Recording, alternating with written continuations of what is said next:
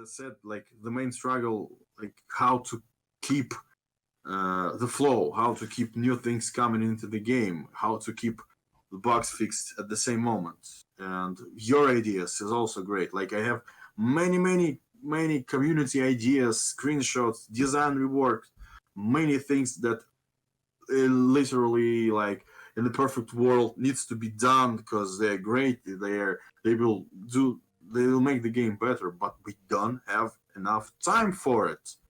And when should we do it? What should we do first? That's another question, That's one actually. Yeah, and another question: when is the perfect time to actually stop and release the game? The amount of features is enormous, and we will never be able to actually complete them like in years if we decided to learn, to make the like EVE Online kind of game, like with long term development process, because we really want to complete the game and make something new, or like single player game or something more, because we don't want to be on one single game dev company. We want to make something new too, because literally like we kind of exhausted already to make the shooter games, like realistic shooter game for the like many years. And this is another really hard question for me: when there will be the perfect time to stop doing features. That means that some of the cool features will not be able to get into the game, but there will be DLCs and we will be able to add them later.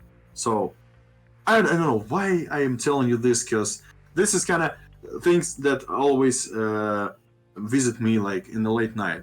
Like It's because it just shows you that you're passionate about it. What's up guys, Nolan here, and today we're talking about what Nikita, the lead dev of Escape from Tarkov, said the other day that just about made half the EFT community opachki in their pants. Nikita essentially said the team was tired from working on EFT and wanted to figure out when to stop so that they could move on to new games. For some reason, what everybody thought that meant was that they are going to stop working on EFT next week, stick a big old done sticker on the cumulative foreheads of the entire EFT community, and just ship it so that they could go build a Scav Life DLC for Animal Crossing or something. Welcome to Russia 2028, an open world, free roam, story-driven, first-person action RPG set in near-future Russia after a global war conflict. It's funny because what other game do we know that has a global war conflict in near-future Russia? This is what Nikita meant when he said that the team wanted to move on.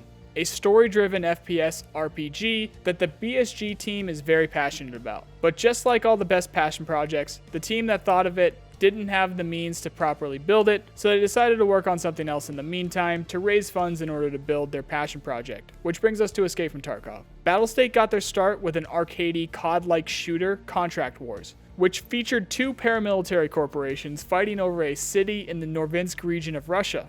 The PMC's names were Bear and Yusek, and the region that they were in was named Tarkov. So naturally, the team salvaged what they could of their old project and started to add to it and move it in the direction of their end goal project. That way, when the new project was done, they could salvage what they could from it and have a solid foundation for their passion project. They took Contract Wars and started adding features based around RPG and realistic survival, wherein EFT was born. Fast forward a few years of reasonable success to the day that somebody decided to reward players in-game loot that usually takes hours, days, or even weeks to earn by just watching somebody play the game online, and now you have the great EFT Twitch Dropocalypse. EFT's numbers went absolutely nuclear and has ever since been one of the most viewed categories on Twitch, and even several times being the most viewed. So now here's Battlestate Games, who wanted to create this really cool game, Russia 2028. But the game that they made to raise funds for the development just blew up and is now more successful than they could have ever planned. According to Nikita, finding new bugs, hacks, and server issues fill the majority of their engineering focus when the game is still in need of brand new features to move towards completion.